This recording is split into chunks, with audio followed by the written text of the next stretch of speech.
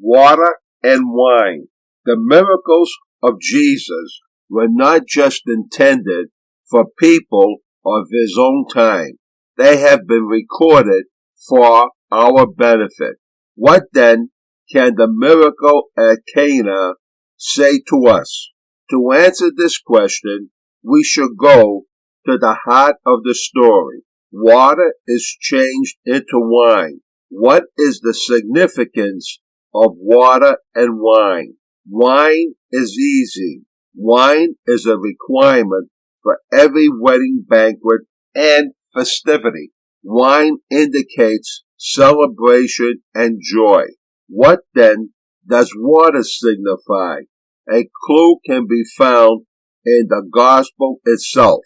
John chapter 2 verses 1 through 11. Water is poured into 6 stone water jars used for Jewish ceremonial washings. It is used to meet a religious obligation. If wine is a sign of celebration, water is an indication of responsibility.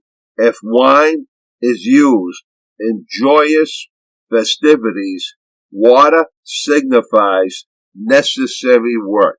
Here is where the action of the gospel miracle comes into play. What Jesus does at Cana tells us that there are times when responsibility must give way to celebration, when water should be turned into wine. Most of us are responsible people. This story suggests that as conscientious as we are, we must make room for joy. In Isaiah chapter 60, verses 1 through 6, God calls Zion to joy. We too are called to go up onto a high mountain and cry out at the top of our voice the good news of our lives. If we must care for a special needs child or an aging parent, this miracle story reminds us that life cannot be all about that important duty. There must be times when we stop to rejoice in the blessings that are ours.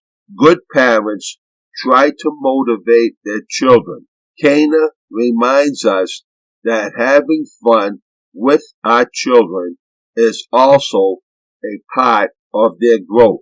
Some of us worry about family members who are struggling or who have gone astray. It is fitting that we try to guide them toward better decisions. But the gospel story of Cana tells us that there is also a value in accepting them as they are and celebrating with them the life that we share. Responsibility and celebration are both necessary parts of life, but the miracle at Cana reveals that Jesus prefers celebration.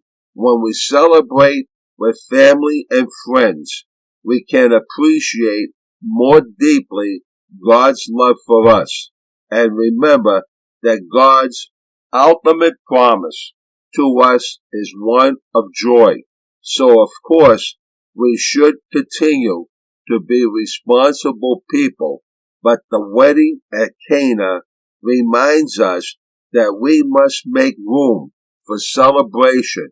It tells us that there are times when the best choice is to change some of the water of our lives into wine. For more stories, please visit our website, www.pamphlets2inspire.com.